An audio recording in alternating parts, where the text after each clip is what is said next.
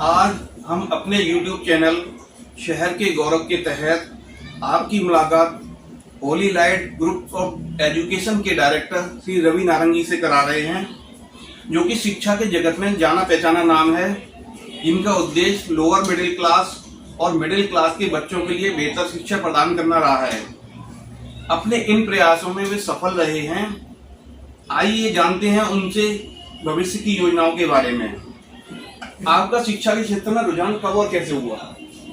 देखिए, मेरा जन्म भी शिक्षा के साथ ही हुआ है, क्योंकि जब मेरा जन्म हुआ तो उसके 3 साल बाद ही मेरे पेरेंट्स ने इस स्कूल की नींव रखी थी, इसकी शुरुआत करी थी। और शुरुआत भी इस बेस पे करी थी कि भाई क्योंकि महंगे स्कूलों में अच्छे रिच लोगों को, अच्छे पैसे वालों को अच्छी पढ़ाई मिल सकती है, तो क्यों ना कमजोर वर्ग के लोगों को कम पैसों में अच्छी पढ़ाई दी जाए। तो इसी सोच को देखते हुए हमने शुरुआत करी। और शुरुआत जब मैं 6th क्लास में था तब से क्लास ले रहा हूँ। उस समय मैं नर्सरी क्लास लिया करता था, क्योंकि मैं एक हिंदी मीडियम में पढ़ा हुआ छात्र हूँ। तो जैसे सर्दियों में 10 बजे स्कूल लगता था, तो हम अपने स्कूल में क्लास नर्सरी की पढ़ाई करवा के 1-2 पीरियड लेके ही स्कूल जाते थे। तो शुरुआत से ही, बचपन से ही इस शिक्षक में रहा हूँ। और ग्रेजुएशन में भी क्योंकि कॉलेज देर में लगता था, 2 पीरियड लेके जाना, वो हमारी डेली की एक ड्यूटी होती थी, एक रूटीन होता था हमारा, और हमें अच्छा भी लगता था। और मेन बात, क्योंकि हमने शुरू से ही देखा कि हमारे पेरेंट्स बहुत मेहनती रहे हैं, बहुत, क्योंकि मेरे पेरेंट्स जो है वो पाकिस्तान से थे। पाकिस्तान जब डिवाइडेशन हुआ है उस समय के थे, और वहाँ बहुत रिच हुआ करते थे, बहुत पैसे वाले हुआ करते थे। और यहाँ आके पंजाब में आए, वहाँ पे पैसे की बहुत तंगी थी, कमी थी। फादर मेरे रेलवे में थे, मदर शुरू से ही जो है टीचिंग लाइन में रही, और उनको शौक था, तो तब इसकी शुरुआत की गई। आपके हिसाब से छात्रों को आजकल ऑनलाइन शिक्षा पर जोर दिया जा रहा है, आप इसके क्या फायदे और नुकसान देखते हैं?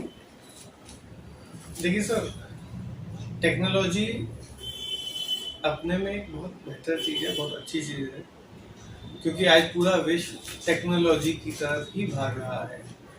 ज्ञान होना, ऑनलाइन शिक्षा का ज्ञान होना, अपने सभी काम को, क्योंकि आज कहने का सब टाइम आ रहा है कि पैसे भी जो है सब ऑनलाइन ट्रांसफर हुआ करेंगे, आगे अभी हो भी रहे, आगे पूरा चेंज हो जाएगा, प्लास्टिक मनी आ जाएगी।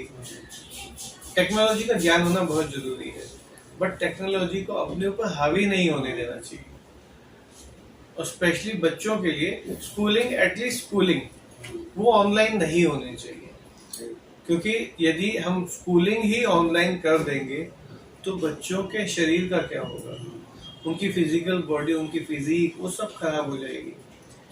बच्चा जब स्कूल आता है तो सबसे पहले एक सुबह समय पर उठकर, नहा धोकर, भगवान के आगे माथा टेककर स्कूल आता है, और स्कूल में आके फिर प्रेयर करता है, भगवान को याद करता है। उसके बाद पीरियड होता है, जब टीचर टेस्ट लेते हैं तो बच्चों में एक कंपटीशन की भावना आती है कि मैं इससे आगे निकल के दिखाऊं, कहता मैं इससे आगे निकल, तो वो भावना खत्म हो जाएगी अगर ऑनलाइन ही पढ़ाई होगी। आपस में बात भी करते हैं, यदि ऑनलाइन पढ़ाई होगी तो बच्चा बात किससे करेगा? तो जो एक सामाजिक टच होता है वो बिल्कुल खत्म हो जाएगा, कि मेरे फेसबुक पे तो 50,000 फ्रेंड है, और 50 फ्रेंड मेरे कोई प्रॉब्लम आए तो साथ में नहीं खड़े। तो ऐसा युग हमें नहीं समझना चाहिए। अब बच्चा स्कूल में जब होता है तो खेलता भी है, ग्राउंड में भी जाता है, भागता है, दौड़ता है, उससे उसकी फिजिकल फिटनेस बनी रहती है। जब बच्चा घर पे रहेगा तो एक ही कमरे में वो जब पढ़ रहा होगा, ऑनलाइन शिक्षा ले रहा होगा, तो क्या वो भागेगा? मैं ये नहीं कहूँगा कि ऑनलाइन बिल्कुल ना हो, टेक्नोलॉजी का यूज होना चाहिए। आगे बढ़ने के लिए, अपने देश की तरक्की के लिए हमें टेक्नोलॉजी का यूज करना है, ऑनलाइन की जानकारी पूरी होनी चाहिए, बट हर चीज एक लिमिट में होती है। स्कूलिंग के बाद ऑनलाइन बच्चे ज़्यादा उसमें एंटर हो तो वो ज़्यादा अच्छा है। क्योंकि अगर बच्चा एक ही कमरे में बैठा रहेगा तो सुबह उठेगा नहीं टाइम से, जब ऑनलाइन पढ़ाई शुरू होगी तभी उठेगा, बैठा बैठा पलंग पे बैठेगा, टेढ़ा बैठेगा, सोफे पे बैठेगा, ऊँघेगा बच्चा, सोएगा, समय पे नहाएगा नहीं बच्चा जब खेलेगा नहीं तो एक ही जगह बैठा बैठा उसका शरीर फैल जाएगा, मोटा हो जाएगा। तो फायदे ऑनलाइन क्लास के नहीं है, फायदे तो फिजिकल जाके स्कूल में पढ़ने के ही फायदे हैं। संस्कृति की अपने समाज के, अपने देश की संस्कृति, अपने धर्म की संस्कृति की जानकारी भी उसे एक जगह जाकर ही मिलेगी। क्योंकि हर स्कूल में सुबह प्रेयर करवाई जाती है कि अगर यदि घर में कोई नई भी प्रेयर करके आया तो स्कूल में आके उस परमात्मा को याद कर ले। फिर मैं कहूँगा टेक्नोलॉजी बहुत ज़रूरी है, जानकारी होना बहुत ज़रूरी है। यदि हमें अपने देश की तरक्की चाहिए, अपने समाज की तरक्की चाहिए, टेक्नोलॉजी बहुत ज़रूरी है। But online classes at least school तक, 12 तक नहीं होनी चाहिए। आगे बिल्कुल बच्चों को हमें उसे ट्रेन करना है। स्कूल में अगर कहीं ऑनलाइन कुछ वर्क करवाया जाए तो वो फिर फाइन, ओके है, बट घर में नहीं हो। स्कूल में क्योंकि उसको इस चीज़ की भी, जिस तरह बुक्स की नॉलेज दी जा रही है, किताबी शिक्षा दी जा रही है, ऑनलाइन ज्ञान भी दिया जाए। हमारे स्कूल में सब रूम्स में हमारे स्मार्ट क्लास लगे हुए हैं, तो हम उनको बच्चों को उससे जो उनके चैप्टर्स हैं वो ख़त्म होने के बाद एक बार रिव्यू करवा कर दिखाकर उनको नॉलेज देने की पूरी अपनी चेष्टा पूरी कोशिश करते हैं कि बच्चों को हर चीज़ समझ में आनी चाहिए। बस मैं यही कहना चाहूँगा कि ऑनलाइन शिक्षा एटलीस्ट स्कूलिंग लाइफ तक तो नहीं होनी चाहिए, आगे चाहे ऑनलाइन हो, आगे बढ़ते जाए। बच्चों को सही शिक्षा और संस्कार मिलें, इसके लिए पेरेंट को क्या करना चाहिए, इसके लिए आप क्या सुझाव देना चाहेंगे? जैसा कि हम लोग देख रहे हैं, जब से कोरोना ने दस्तक दी थी तो बच्चों को ऑनलाइन क्लासेस शुरू कर दी गई थी। उस पीरियड में हर बच्चे के पास अपना एक पर्सनल मोबाइल, जो हम कभी सुना करते थे कि हर व्यक्ति के हाथ में मोबाइल होगा, हर व्यक्ति सड़क पे चलते हुए बात कर सके, वो कंडीशन जो है कोरोना के बाद सामने आ गई। और सही मायने में वो बहुत दुखदाई स्थिति रही है, क्योंकि बच्चा आज की डेट में एडिक्ट हो गया है। एक जिस तरह किसी को शराब की, किसी को गुटखे की लत लग जाती है, आज की डेट में बच्चों को मोबाइल की लत लग चुकी है और वो आने वाले भविष्य के लिए बहुत ही खतरनाक है। पेरेंट्स के लिए मैं बस यही रिक्वेस्ट करना चाहूँगा कि स्कूल अब ऑनलाइन काम नहीं दे रहा है कुछ किसी प्रकार का, तो बच्चों से मोबाइल वापस ले लिए जाए, उनको वापस ले लिया जाए, जिससे बच्चा अपने उस पुराने जीवन में पहुंच जाए जिसमें वो घर से बाहर निकल के थोड़ा बहुत खेले भी, पतंग भी उड़ाए, जो अपने त्योहारों हैं उन्हें भी अच्छे से सेलिब्रेट करे।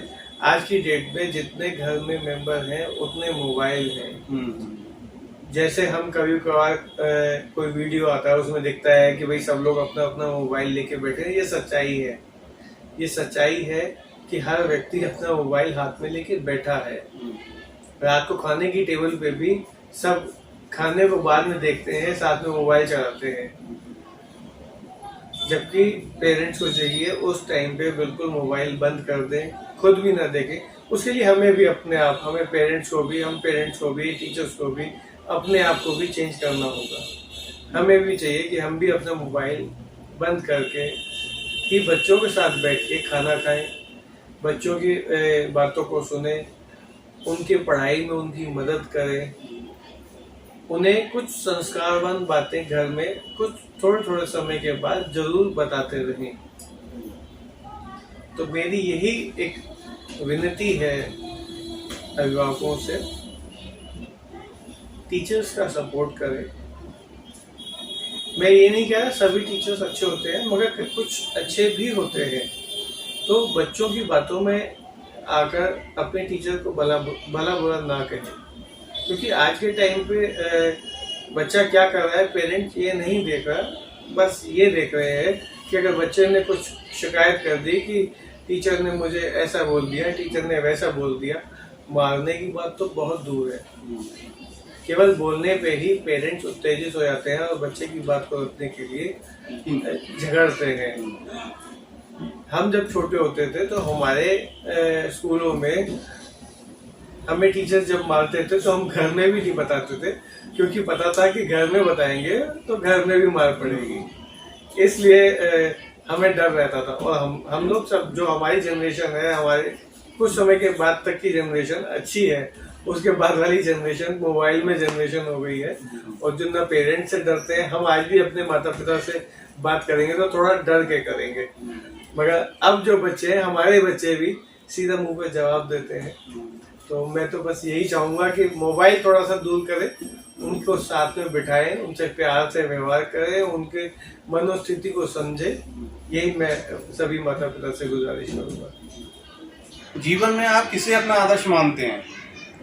मैं अपने माता पिता दोनों को अपना आदर्श मानता हूँ, क्योंकि मैंने जब से देखा है तो दोनों को मेहनत करते हुए, चाहे वो शारीरिक रूप से हो चाहे मानसिक रूप से हो, इवन किसी भी काम में कोई झिझक नहीं, चाहे वो छोटा काम हो, वो करने में भी वो बिल्कुल, मतलब अपने आप को मेहनती उन्होंने रखा है। वो बिल्कुल भी नहीं शर्माते कि अगर कोई छोटा काम भी करना पड़े तो जैसा होता है ना कि अरे सामने बैठे हुए हैं, सामने वो कोई देख ना ले, तो वो सब काम कर लेते हैं। मैंने उनसे यही सीखा है कि अगर हम मेहनत करेंगे। मेरे फादर का एक स्लोगन भी था जो लिखा हुआ है यहाँ पे, जैसे वर्क इज वर्शिप, काम ही पूजा है।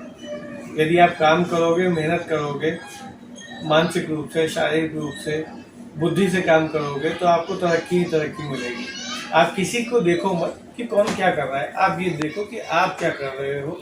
मुझे उन्होंने यही सिखाया। उधार ना लेना किसी से। उन्होंने मुझे ये भी सिखाया कि कभी किसी से मांगना मत, क्योंकि मांगने वाले की आंखें हमेशा झुकी हुई रहती हैं।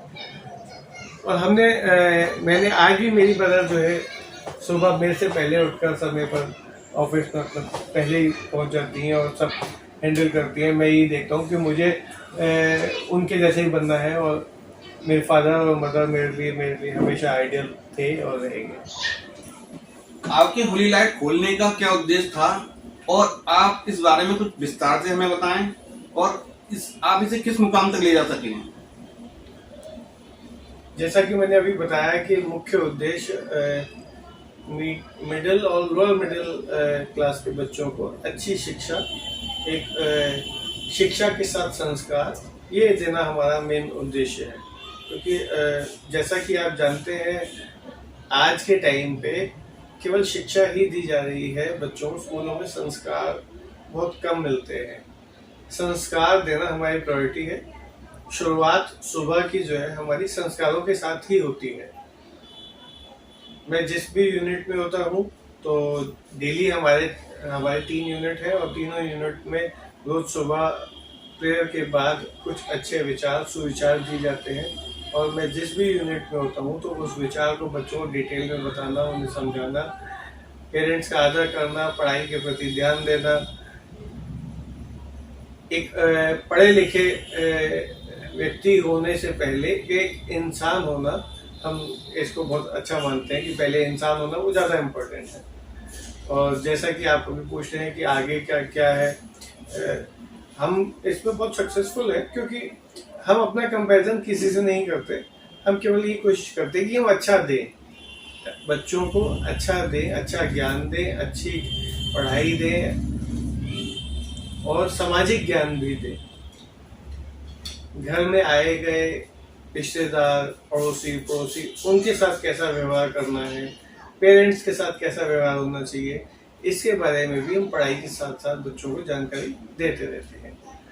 पढ़ाई में हम हमेशा ये बच्चों को कहते हैं, पेरेंट्स से भी कहते हैं कि होली लाइट में आप हमेशा ये देखेंगे कि अगर बच्चा क्लास में अच्छे से पढ़ रहा है, सही प्रकार अपने टीचर्स की बात को मान रहा है, जो घर से काम मिल रहा है उसे घर से करके ला रहा है, घर के लिए जो वर्क मिला है, तो हमारा बच्चा कभी नहीं पिछड़ेगा।